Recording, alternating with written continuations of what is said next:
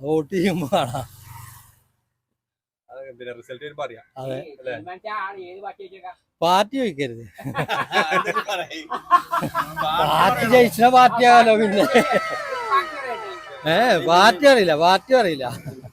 ഇവിടെ 9-ാം വാർഡ് കാട്ടുകുളം. ഇവിടെ 4 പേര്. UDF-ന്റെ അബ്ദുൽ ഖാദർ, LDF-ന് സാബിത്ത്, പിന്നെ ഒരു BJP-ക്ക് ഒരു സ്വതന്ത്രൻ മുത്തു. എന്താണ് അഭിപ്രായം? UDF-ന്റെ സ്ഥാനാർത്ഥി ഖാദർ ജയിക്കും. ഒരു 300 വോട്ട് ഭൂരിപക്ഷത്തിൽ ജയിക്കും. അതന്നെ ഈ പറഞ്ഞ UDF ജയിക്കുന്നതാണ്. എത്ര ഭൂരിപക്ഷം ഉണ്ടാവും? 300 അല്ലെങ്കിൽ ഒരു 250 മുകളിൽ എന്തായാലും ഭൂരിപക്ഷം ഉണ്ടാവും ഖാദറിന്. ഇവിടെ UDF-ന്നെ ഉള്ളൂ. കാരണം LDF 2 കൂട്ടരും കൂടി ഇപ്പൊ മത്സരമാണ്.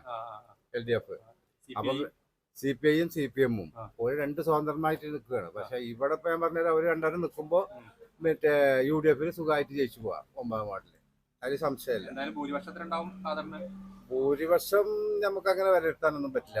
ഇവിടുത്തെ ഒരു വ്യക്തി ഇവിടെ അല്ലേ തന്നെയാണ്. അപ്പൊ പിന്നെ കുറച്ച് വോട്ട് അവൻ പിടിച്ചു പോകും. അപ്പൊ പിന്നെ UDF-ന് എന്താണേലും വിജയം ഉണ്ടാവും. ഇത്രയാണെന്ന് പറയാനൊന്നും പറ്റില്ല. UDF ജയിക്കും. അതിന് യാതൊരു സംശയമില്ല. ഭൂരിപക്ഷം അങ്ങോട്ടും ഇങ്ങോട്ടും ഒക്കെ ഇതായാലും UDF-ന് ചാൻസ്. നമ്മുടെ ജില്ലക്ക് നല്ലൊരു മത്സരമാണല്ലോ. നല്ല 2 വ്യക്തി പ്രഭാവമുള്ള ആൾക്കാരാണ്. നല്ല ടൈറ്റ് മത്സരമാണ്. എന്താ അഭിപ്രായം? സാധ്യത 200 മേലെ കണ്ട് ഭൂരിപക്ഷത്തിൽ ജയിക്കും. അതല്ല പറഞ്ഞത്. ജില്ലക്ക് എങ്ങനെ?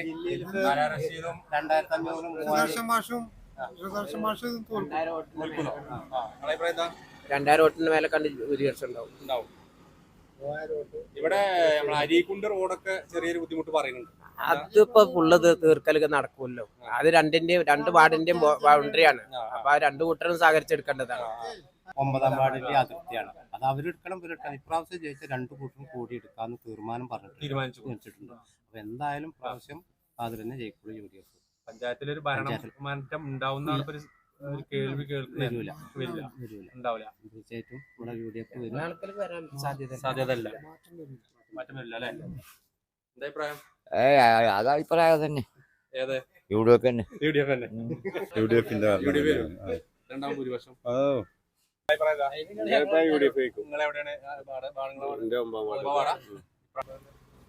UDF ലീഗ് ജയിക്കും. അതിപ്പോ ഏതാ 3 വാർഡും ജില്ലാ പഞ്ചായത്തും ഒക്കെ ലീഗ് ജയിക്കാനാണ് സാധ്യത. ജയിക്കും.